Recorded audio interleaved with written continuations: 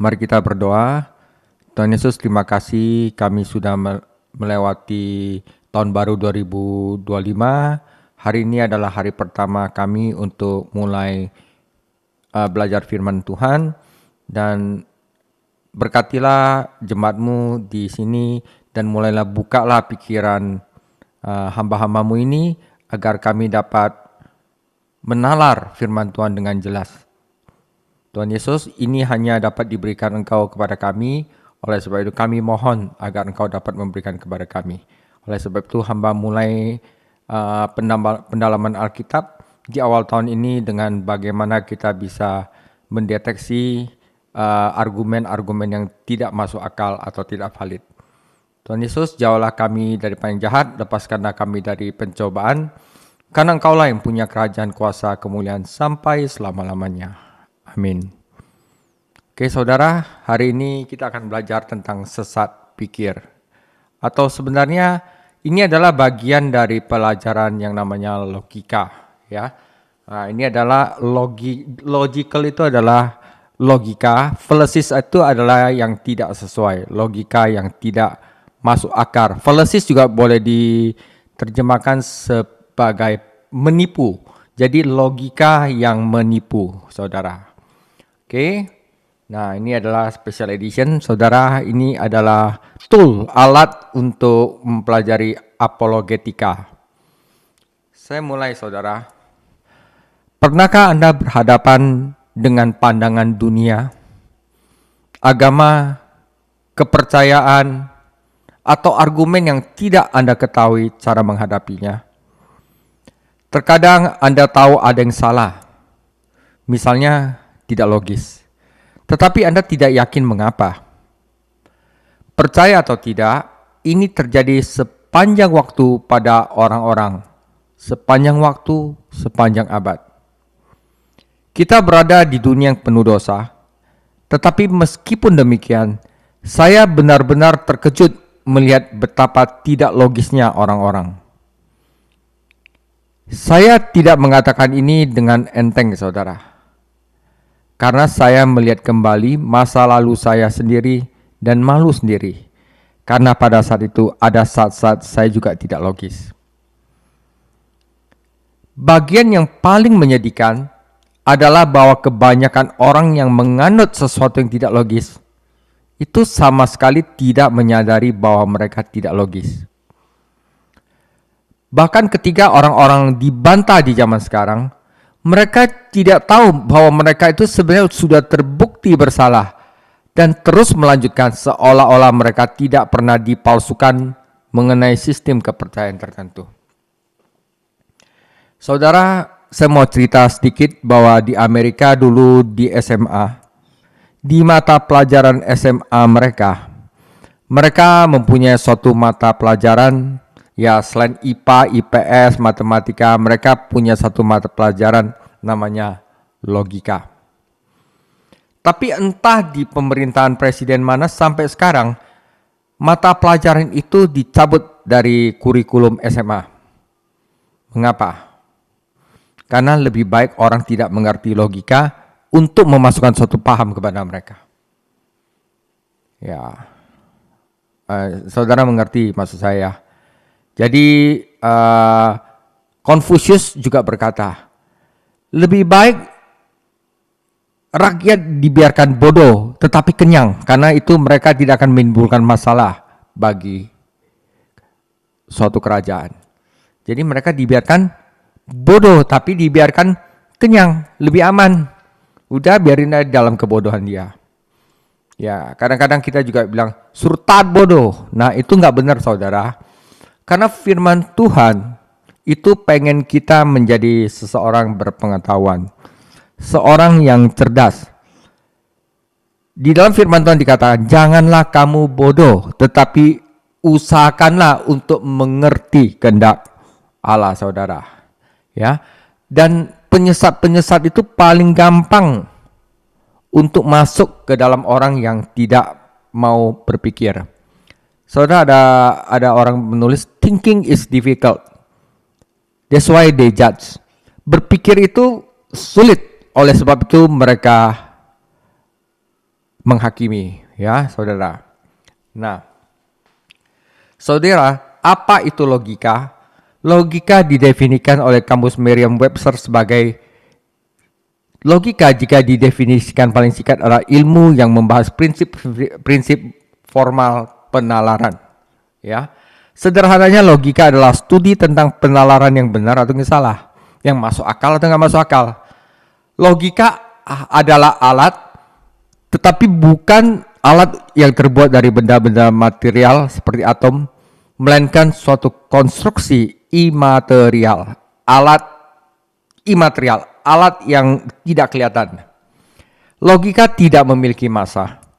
Oleh sebab itu Anda tidak dapat tersandung padanya di tengah malam. Namun, saudara, semua ciptaan Tuhan itu mematuhi logika. Yang memberi kita gambaran tentang bagaimana Tuhan menegakkan ciptaannya dengan cara yang masuk akal. Ya, saudara, matahari terbit dari timur ke barat dan besoknya pasti terbit lagi di timur. Ya, saudara, masuk akal. Air sungai mengalir ke laut, tapi laut tidak akan penuh juga. Nggak pernah dari laut mengalir ke sungai. Ya kan, saudara? Bumi tetap ada walaupun keturunan satu dan keturunan lainnya hilang. Ya, saudara. Jadi semua yang ada di bumi ini mematuhi logika. Kalau enggak, sedikit aja berubah manusia akan langsung binasa, saudara. Nah, ya jadi kita harus ngerti semua ciptaan mematuhi logika.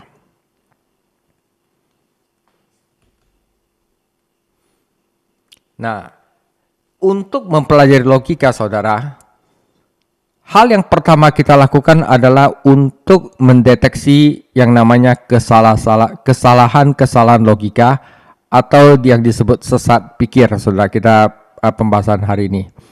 Jadi, saudara, pemahaman dasar tentang aturan-aturan logika sangat penting untuk hermeneutika yang baik. Saudara, logical fallacies, kesalahan-kesalahan logika baik formal maupun informal, ditentukan pada setiap bintang studi dan eksegesis Alkitab tidak kecuali. Jadi eksegesis Alkitab itu perlu yang dinamanya pengetahuan logika. Cuma saya sangat miris sekali ya, kenapa di S1 teologi di Indonesia sama sekali juga tidak diajari mengenai logika. Ya. Kesalahan logika adalah kesalahan pada penalaran yang terjadi ketika argumen yang tidak valid, tidak masuk akal, atau poin yang tidak relevan diajukan tanpa bukti apapun yang mendukungnya. Saudara, orang-orang sering menggunakan kesalahan logika ketika tujuan mereka adalah untuk menipu, meyakinkan orang lain. Saudara, berikut ini saya akan memberikan contoh-contoh beberapa kesalahan logika yang paling umum ditemui. Di sini saya akan membahas contoh-contoh logical fallacies dan aplikasinya dalam Alkitab, saudara. Saudara, Alkitab adalah kitab yang penuh dengan logika, ya. Saudara, ini contoh dari logical fallacies. Saya tidak akan bahas semua. Pertama, hasty generalization. Yang paling sering adalah ad hominem. Itu ada appeal to ignorance, argument from authority, appeal to tradition, red herring, dan post hoc ergo proper hoc. Ya, saudara, saya tidak akan bahas semua, tapi hampir semua ini akan saya bahas. Nomor 1, ad hominem. Ini adalah logical fallacies yang paling sering digunakan penyesat, orang yang gak suka lah ya sama orang. Ad adalah kepada, ya, hominem adalah orang, pribadi, atau dikenal sebagai serangan pribadi, saudara. Dan bukan argumen yang disampaikan. Istilah ini berasal dari bahasa Latin yang berarti melawan orang tersebut. Ad hominem merupakan jenis kekeliruan logika informal yang sering digunakan dalam debat. Jadi bukannya dia membahas argumentasi atau masalah itu, tapi dia langsung tembak pribadi orang tersebut. Jadi strategi retorika ini keliru karena otomatis Karakter, otoritas, karakter, motivasi, sifat pribadi seseorang tidak relevan dengan kebenaran atau kesalahan argumennya. Saya kasih contoh. Kamu tidak tahu apa yang kamu bicarakan. Kamu baru tinggal di sini selama 6 bulan. Apa hubungannya dia baru tinggal di sini 6 bulan sama apa yang dia bicarakan? Ya. Kamu tidak mungkin benar soal ekonomi karena kamu tidak pernah belajar ekonomi secara formal. Jadi kalau nggak belajar ekonomi secara formal nggak mungkin ya benar secara ekonomi, ya kan? Atau dengan satu contoh lagi, Paulus, ajaran kamu salah karena kamu bukan rasul yang asli. Serang pribadinya, bukan serang apa yang menjadi masalahnya. Ya, jadi waktu satu orang memberikan satu argumen atau pengajaran, ya, orang itu serang dulu orangnya tersebut, pribadi orang tersebut. Yang kedua, barusan dia menolak argumen itu sebenarnya. Ya. Contoh sehari-hari ini, ya.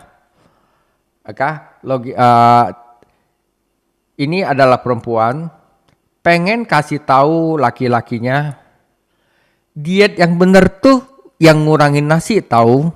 Nah, dia memberikan satu argumen.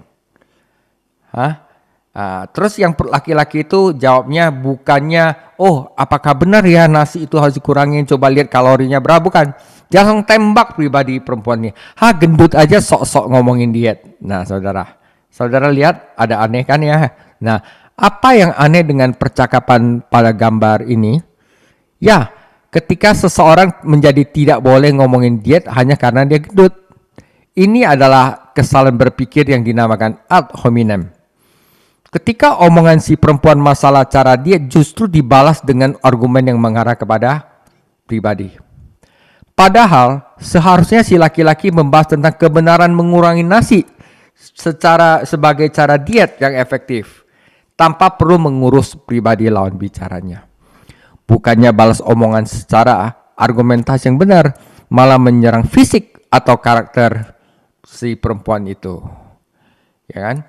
Misalnya ada seorang guru atau apa ngomong di satu gereja gini-gini, tapi karena dia nggak suka apa yang dia ngomongin, langsung dia tembak karakternya. Nah, itu adalah ad hominem yang arti serangan pribadi, saudara. Oke, saya akan bahas ad hominem yang ada di dalam Alkitab. Ya, kita baca dulu dua firman Tuhan di Galatia 1 ayat 1 sampai 2. Dari Paulus, seorang rasul, bukan karena manusia, juga bukan oleh seorang manusia, melainkan oleh Yesus Kristus dan Allah, Bapa yang telah membangkitkan dia dari antara orang mati, dan dari semua saudara yang ada bersama-sama dengan aku kepada jemaat-jemaat di Galatia. Galatia 1 ayat 6 sampai 7. Aku heran bahwa kamu begitu lekas berbalik daripada dia yang oleh kasih karunia Kristus telah memanggil kamu dan mengikuti suatu Injil lain, yang sebenarnya bukan Injil. Hanya ada orang yang mengacaukan kamu dan yang bermaksud untuk memutarbalikkan Injil Kristus. Nah saudara, dua problem serius di Galatia adalah penyerangan terhadap Injil Kristus. Orang-orang itu tidak mau dengar apa yang Paulus katakan. Cara paling gampang adalah serang otoritas Paulus sebagai rasul. Paulus itu bukan benar, itu palsu, itu guru yang mencari uang lah segala macam. Ya, karena mereka sebenarnya mau nyerang ajarannya. Paulus sangat prihatin tentang penyelewengan masalah anugerah keselamatan dari Yesus Kristus dan serangan terhadap Injil Kristus oleh kaum Yudaizer.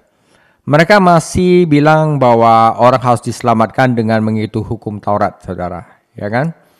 Nah, saudara, karena itu, saudara, Galatia adalah satu-satunya surat Paulus yang tidak memberikan pujian kepada pembacanya.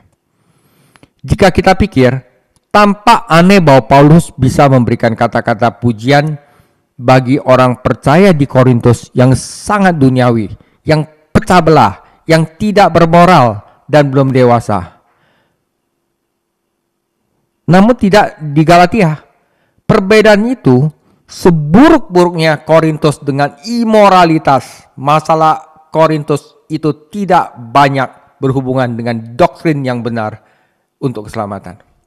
Ya saudara, di Galatia itu adalah suatu tempat yang paling bahaya karena masalahnya bukan masalah imoralitas, pecah belah, tapi masalahnya doktrinnya itu udah ngaco, doktrin palsu. Ya saudara, karena itu paling bahaya gereja yang punya doktrin yang sesat, saudara. Dalam jemaat di Galatia di sisi lain, Injil itu sedang diruntuhkan oleh guru-guru palsu. Injil kasih karunia sedang diinjak-injak. Di tempat yang harusnya Injil diberitakan, namun tidak ada Injil di sana karena ada distorsi kebenaran Tuhan yang mengarah kepada kutukan daripada keselamatan. Saudara, salah satu cara paling ampuh untuk menyangkal pengajaran kebenaran adalah penyerangan terhadap pribadi yang mengajar. Gurunya dulu ditembak dia punya pribadinya. Saudara, dulu jemaat di Galatia telah menerima Injil Kristus dari Paulus dan telah percaya itu sampai beberapa guru-guru palsu datang untuk mengacaukan setelah Paulus pergi dengan menggunakan argumen ad hominem, tembak pribadi dari rasul itu. Mereka tidak hanya menyerang validitas pesan, tetapi juga otoritas mengajar. Guru-guru palsu berhasil meyakinkan jemaat di Galatia bahwa Paulus adalah rasul palsu tanpa ada penunjukan ilahi. Oleh sebab itu saudara, lihat di Galatia 1 dan 2, oleh karena itu saudara, pada awal surat Paulus di Galatia, Paulus langsung meniadakan salam pribadi dan segera mulai dengan penyertaan keaslian dan kerasulannya dengan rinci. Dalam salam yang singkat, Rasul meringkas otoritasnya. Ya, pesannya kebenaran dikatakan dan motivasinya alasan untuk berbicara. Ini adalah cara Paulus untuk melawan ad hominem, ya, untuk mengembalikan otoritasnya dan doktrinnya. Dia mulai surat kepada Galatia dengan menyebut dirinya sebagai rasul, bukan dari manusia atau melalui manusia, tetapi melalui Yesus Kristus dan Allah Bapa. Galatia 1 ayat 1 sampai 2. Dari Paulus, seorang rasul, langsung dia tekankan otoritasnya, bukan dari manusia, bukan oleh seorang manusia, melainkan oleh Yesus Kristus dan Allah Bapa yang telah membangkitkan dia dari orang mati dan dari semua jemaat saudara yang ada padaku kepada jemaat di Galatia. Saudara ya, jadi ini adalah contoh ad hominem di Alkitab. Saudara, ad hominem adalah kekeliruan logika informal yang mudah menimbulkan sakit hati. Bagaimana tidak, alih-alih menyerang membantah inti argumen, kekeliruan ini menyinggung bahkan menyerang lawan bicara secara personal bukan argumennya. Saudara, kasih Kristus seharusnya mendorong kita untuk tidak melakukan apologetika dengan semangat mau menghabisi karakter personal sesama kita. Nah, saudara jika di YouTube Anda lihat seseorang yang membalas apologetika dengan menghabisi karakter orang lain, saudara, itu jangan didengar. Itu adalah orang yang sedang melakukan ad hominem. Nanti kita bahas di selesainya pelajaran ini, saudara. Dalam argumentasi, fokuslah pada argumen. Jangan fokus untuk menjatuhkan lawan secara personal. Apalagi dalam diskusi tentang iman. Kepercayaan seseorang bisa sangat sensitif. Bukan hanya karena berkaitan dengan kehidupan intelektual mereka, tetapi juga terikat secara personal, bahkan seluruh kehidupannya. Kita perlu tahu diri untuk tidak memaksakan diri lebih jauh selain yang diperlukan. Ketika kita mendesak orang untuk keluar dari kepercayaan yang salah, dia harus tahu bahwa sebenarnya kita peduli dan mengasihi dia. Saudara, Yesus juga pernah difitnah atau diserang karakternya. Ya, perikop Injil hari ini merupakan salah satu buktinya. Fitnah bermula dari pelayanan Yesus berupa mengusir dari suatu setan yang membuat orang itu bisu. Saudara, ketika setan itu keluar, meninggalkan orang yang telah dibungkam atau dibuatnya bisu dapat berbicara atau berkata-kata. Peristiwa pengusiran atau penjemuan tersebut akhirnya menimbulkan keheranan, takjub di antara orang banyak. Nah, saudara, dari orang Farisi, dari antara mereka, bukannya melihat kenapa Yesus bisa lakukan itu, apakah dia Tuhan, tetapi langsung menyerang pribadi Kristus. Dari antara mereka yang menyebar fitnah itu berbunyi, ia mengusir setan dengan kuasa Beelzebub, penghulu setan. Ya, dia langsung serang bahwa Yesus adalah setan yang menggunakan kuasa setan, roh setan. Makanya Tuhan Yesus bilang, barang siapa yang menghujat, ya, udah benar-benar tahu bahwa itu nggak mungkin kalau bukannya dari Allah, menghujat Roh Kudus, maka itu sebenarnya udah menolak Kristus dan tidak dapat diampuni. Sang penyebar fitnah rupanya bukan seorang cerdas. Kalau mau berpikir secara logis, berpikir secara masuk akal, bagaimana penghulu atau pemimpin setan dapat bekerja sama dengan Yesus untuk mengusir setan yang ada di dalam diri seseorang sampai orang itu tidak omong alias bisu. Dalam bahasa sepak bola, apakah itu namanya gol bunuh diri, saudara, yang menguntungkan pihak lawan? Sang penyebar fitnah rupanya tidak berpikir seperti itu. Yang penting Yesus difitnah. Paling nggak ada orang-orang yang masih bisa gue bohongin.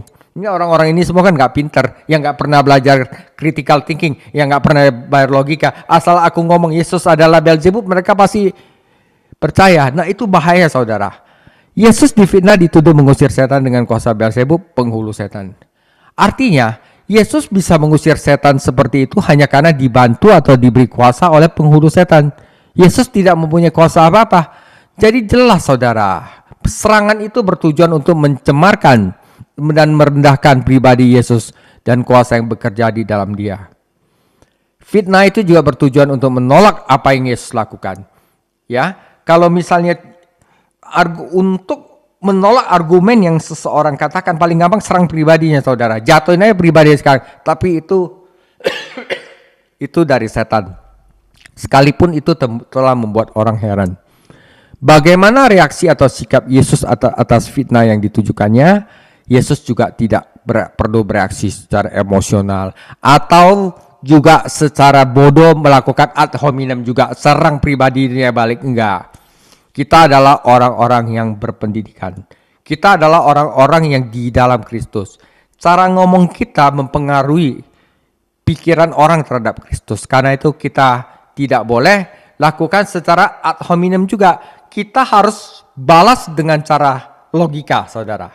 Nah, ya, di sini kita akan belajar. Yesus merasa tidak perlu bereaksi secara emosional atau merasa kebakaran jenggot. Yesus menghadapi ad hominem itu dengan tenang. Namun, Yesus juga merasa perlu memberikan klarifikasi supaya orang lain yang mendengar fitnah tersebut bisa melihat kebenaran, dan kebenaran sejati selalu pada ada Yesus. Bukan pada setan-setan manapun, bukan pada penyebar fitnah, siapapun dia dan kapanpun fitnah melakukan aksinya. Entah di zaman Yesus, entah saudara di zaman digital ini. Saudara yang ad hominem saya di digital, zaman digital di Bible Exegesis Channel itu udah banyak, saudara. Ya, tapi saya tidak pernah bereaksi untuk itu, karena memang tujuannya itu untuk menolak ajaran saya dengan cara melakukan serangan pribadi terhadap saya. Nanti Eko udah sering ketemu itu. Nah, saudara, itu adalah yang pertama, ad hominem. Dan yang kedua, saudara, kesalahan dalam logika yang kedua kita namakan red herring, saudara. Ya, red herring itu ini ikan asap, ikan warna merah asap, ya. Nah, saudara, red herring adalah strategi untuk menghindari pertanyaan atau isu sebenarnya akan dibahas dengan memperkenalkan sesuatu yang tidak relevan dalam diskusi. Ya, saudara, istilah red herring berasal dari praktik menggunakan ikan asap beraroma kuat, yaitu herring, untuk melatih anjing pemburu. Ya, aroma tersebut digunakan untuk mengalihkan perhatian anjing dari jejak awal, yang berfungsi sebagai metafora untuk informasi yang menyesatkan atau mengganggu dalam argumen. Ya, Strategi semacam ini digunakan luas, tetapi mungkin paling menonjol ini sering dilakukan di kalangan politisi. Atau kalau di bahasa dark psychology itu namanya deflektor, saudara. Jadi ada orang memberikan argumen, dia nggak mau argumen itu dibahas, dia lempar ke deflect ke sesuatu yang tidak, sesuatu argumen yang benar, tetapi tidak ada hubungan dengan itu, saudara. Misalnya ketika ditanya tentang ekonomi, seorang politisi akan sering dengan berbicara tentang kekagumannya terhadap kelas pekerja atau menyebut temannya Fred yang lebih baik dari sebelumnya. Ini mungkin anekdot yang baik, tetapi gagal menangani isu ekonomi aktual yang diangkat. Nah, ini red herring, saudara. Ya, ikan herring, ikan asap, aromanya ini kuat sekali. Ya, nah ini kadang-kadang dipakai untuk ngelatih anjing pemburu, ya, apakah dia masih fokus kepada masalah atau argumen yang sesungguhnya. Nah, saudara, ini adalah seseorang yang lagi ngomong argumentasi. Saudara, argumen itu ada di sini, tetapi dia pakai deflection, saudara, ya, memakai red herring ini agar fokus dari anjing ini kepada ini, mangsanya teralihkan kepada red herring ini. Contoh, saudara, dalam ranah teologi, argumentasi semacam ini juga sering digunakan. Segala jenis argumen yang tidak menangani isu tersebut secara teknis adalah red herring. Dan sangat penting untuk dicatat bahwa red herring biasanya merupakan argumen yang kuat dan persuasif. Mereka tidak membuktikan poin-poin apapun yang diperdebatkan. Berikut ini adalah beberapa contoh. Contoh satu yang mengenai alkohol. Pertanyaan, haruskah atau bolehkah orang Kristen minum alkohol? Orang itu nggak mau jawab itu, saudara. Dia deflect. Pertama, Yesus mengubah air menjadi anggur di Kana. Apa hubungan sama haruskah orang Kristen minum alkohol? Jadi seakan-akan dia bicara apa? Yesus berkata, orang Kristen boleh minum alkohol. Nah, gitu. Red herring kedua, saudara. Alkohol umumnya digunakan dalam budaya kuno untuk tujuan pengobatan. Nggak ada urusannya ngomongan ini sama apakah orang Kristen boleh minum alkohol. Ini adalah red herring, saudara. Ya, meskipun kedua poin ini menarik, tidak ada satu poin yang benar-benar membahas apakah seorang Kristen boleh minum alkohol. Yang penting kedua red herring tersebut adalah benar secara faktual, tetapi itu tidak berarti keduanya relevan untuk menjawab pertanyaan yang sedang dibahas. Beberapa orang mungkin berpikir bahwa memang benar Yesus mengubah air menjadi anggur, merupakan argumen yang baik untuk orang Kristen untuk dapat minum alkohol, tetapi alihkan argumen tersebut ke hal yang lain. Misalnya Yesus membangkitkan Lazarus dari kematian. Oleh karena itu, orang Kristen harus membangkitkan orang dari kematian. Yesus lakukan kayak begitu juga. Saudara, tidak konsekuen ini. Ini tampaknya merupakan proporsi yang tidak berhubungan. Hanya karena Yesus sendiri melakukan secara tidak otomatis berlaku langsung untuk kita.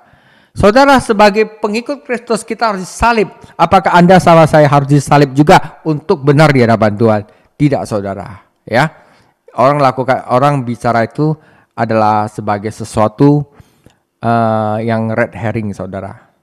Ya, saudara, ini adalah red herring. Nanti Anda akan banyak melihatnya di dalam Alkitab. Paling tidak Anda tahu bahwa ini adalah salah satu untuk mendeflect, saudara. Ya, appeal to authority. Ya, dia kekeluaran argumen karena mereka menggabungkannya kepada otoritas sebenarnya, bukan karena kata itu benar atau salah, tetapi mereka melihat di otoritas untuk percaya hal itu, bukan karena itu masuk akal.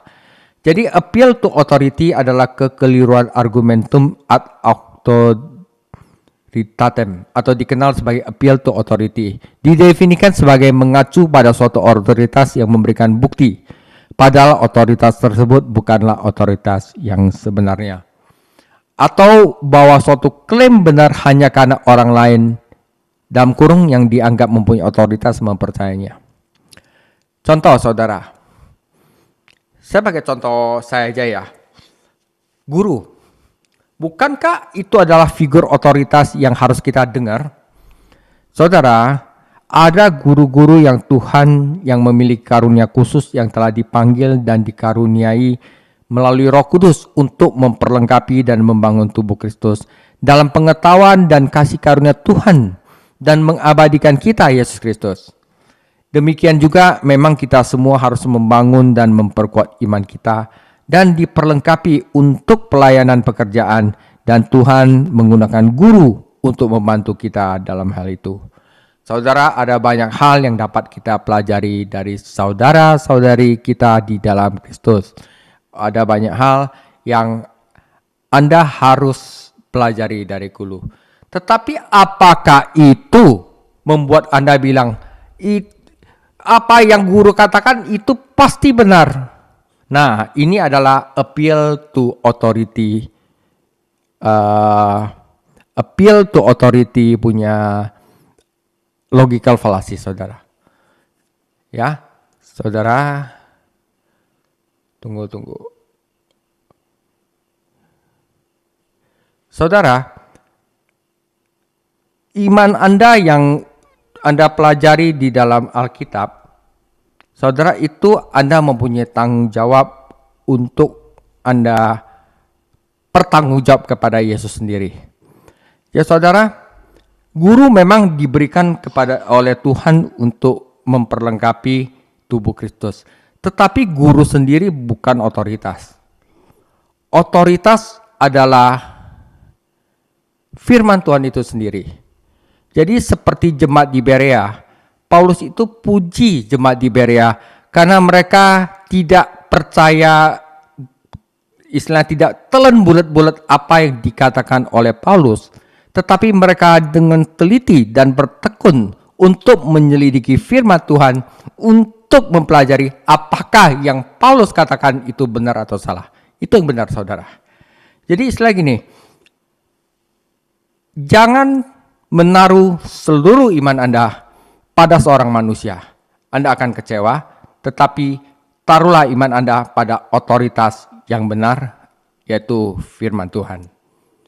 Jadi saudara, kita tidak boleh menaruh iman kita, oh dia adalah apa karena itu apa yang semua yang dia katakan itu adalah benar. Itu adalah appeal to authority fallacy, saudara. Ya. Dan appeal to authority kadang-kadang orang bisa pakai kepada begini. Kamu harus melakukan itu karena bos yang ngomong. Nah, dia pakai otoritas untuk memperkuat argumennya. Nah, kalau ada orang yang sering menggunakan otoritas, saudara, untuk itu kemungkinan besar argumentasinya adalah salah. Ngapain dia nambah bobot kepada argumennya dengan menggunakan otoritas? Ya, saudara, ngomong-ngomong aja. Itu adalah appeal to authority. Ya, saudara, kita sudah belajar 4. Pertama adalah ad hominem. Yang kedua adalah red herring, appeal to authority, dan yang sekarang adalah false dilemma atau limit option fallacy. Saudara, limit option fallacy adalah kepada orang memberikan argumen, mereka tidak memberikan banyak opsi. Ya, misal contoh gini, Papa hari ini kasih saya pergi, kalau enggak saya mati. Nah, licik kan itu istilahnya, kan masih ada cara lain gitu loh. Atau misalnya, Papa kalau hari ini enggak kasih saya pergi, saya tidak akan menjadi orang yang berguna. Apa hubungannya gitu ya? Nah saudara, di dalam Alkitab, argumen sesat yang terkait dengan dilema palsu, false dilemma atau limiting option fallacy, juga dikenal sebagai kekeliruan tengah yang dikecualikan. Jadi kekeliruan yang benar itu tidak dibahas. Jadi dikasih dua opsi yang tidak rasional gitu. Contoh, Anda menolak penciptaan Alkitab atau Anda tidak rasional. Anda tidak menolak penciptaan Alkitab, karena itu Anda tidak rasional. Nah, seperti kekeliruan sebelumnya, retorika ini menekan orang percaya untuk menolak kepercayaan karena takut dianggap tidak rasional. Wah, kalau gitu saya harus tolak penciptaan Alkitab. Kalau enggak saya tidak rasional. Nah, ini adalah suatu argumen yang sangat sesat. Ini juga melakukan kekeliruan argumen ad baculum. Kekeliruan dilema palsu berasumsi bahwa dua opsi menghabiskan rentang pilihan yang lain. Jadi tidak ada kemungkinan lain. Dalam Kejadian 3 ayat 1, ular yang licik membingungkan Hawa secara keliru menyarankan bahwa perintah Tuhan adalah makanlah dari semua pohon atau jangan makan dari pohon manapun. Merupakan suatu argumentasi menciptakan dilema palsu.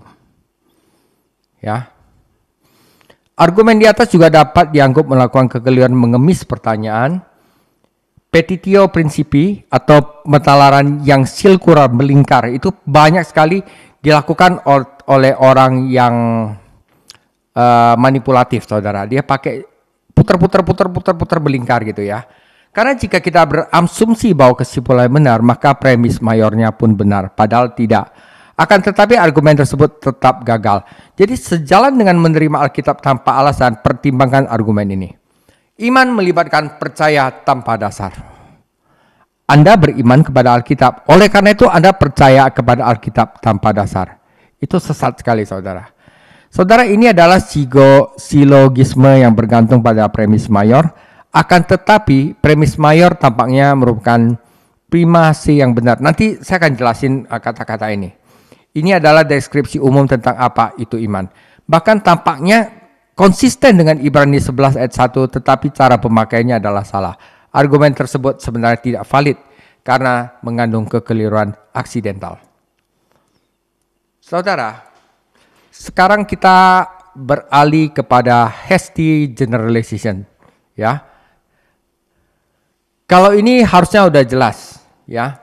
Ketika seorang mengambil kesimpulan dengan menggeneralisasi sesuatu. Contohnya gini, saudara. Seorang perempuan itu udah punya 3 mantan, dan mantan-mantannya itu menimbulkan luka hati kepada perempuan ini. Ya. Nah, akhirnya seorang wanita kenal sama satu laki-laki, ya, sehabis move on dari mantan-mantannya. Tapi laki-laki waktu perempuan ini ingin lebih lama bersamanya, tapi laki-laki bilang sudah malam saya harus pulang. Ya, akhirnya perempuan itu melakukan fallacies, hasty generalization yang berkata, semua cowok sama saja. Enggak semua cowok sama saja.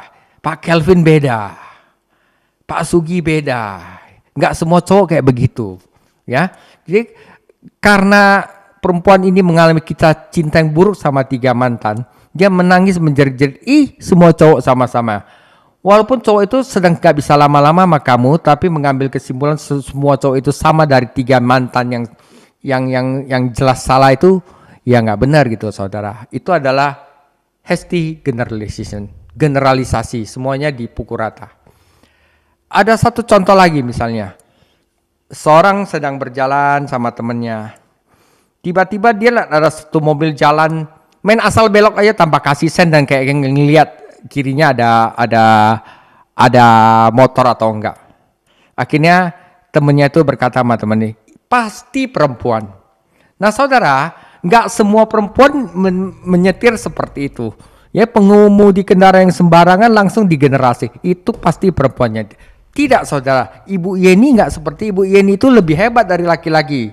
Jadi itu bisa aja laki-laki yang nyetir. Nah, tetapi kebanyakan orang melakukan suatu argumentasi yang salah, yang langsung dicap, yang langsung dengan cepat dicap, itu pasti perempuan. Nah, itu adalah contoh dari hasty generalization. Di Alkitab banyak, jadi saya tidak bisa menjelaskan semua, cuman sekarang saya lagi menjelaskan beberapa kesalahan-kesalahan dalam argumentasi yang paling sering dilakukan. Nah, saudara, saya akan bahas 4 di sini. Tadi ada berapa ya? Pertama adalah ad hominem, 2 adalah red herring, ketiga adalah appeal to otoritas, pakai authority ya. Keempat adalah fast dilemma atau limiting option fallacies. Yang kelima adalah hasty generalization. Jadi cukup saya berikan contoh 5 saja. Ya saudara, ini fallacies itu banyak sekali. Ada juga namanya gambler fallacy, ya, kekeliruan cara pikir seorang penjudi. Dan saya bisa melakukan memberikan suatu argumen yang bagus kepada penjudi yang langsung saya bisa ambil kesimpulannya penjudi itu nggak pernah menang. Nah, tapi itu harus banyak logika yang diberikan agar bisa menjelaskan bahwa semua yang dilakukan oleh penjudi itu tidak akan pernah menang gitu loh ya, saudara. Nah, penutup saudara, contoh-contoh ini menyoroti pentingnya terlibat dalam penalaran logis yang tepat ketika menafsirkan kitab suci. Saya nggak ada ruang untuk membahas banyak kekeliruan logika lainnya di sini, seperti terkait dengan appeal to emotion, nah ya, seruan emosional, ada penolakan tidak sopan, analogi yang tidak tepat, seruan yang terlalu sederhana kepada otoritas, kekeliruan yang didasarkan pada argumentasi yang samar-samar, atau penggunaan ekspresi yang jelas yang serupa secara tidak tepat. Cukuplah untuk mengatakan bahwa setiap pelayan Tuhan yang benar-benar menginginkan persetujuan Tuhan, approval from God dalam penangannya terhadap kitab suci, akan melakukannya dengan baik untuk menerapkan dirinya dengan sungguh-sungguh pada prinsip-prinsip logika yang sehat dan penalaran yang tepat. Saudara, Tuhan Yesus memberkati.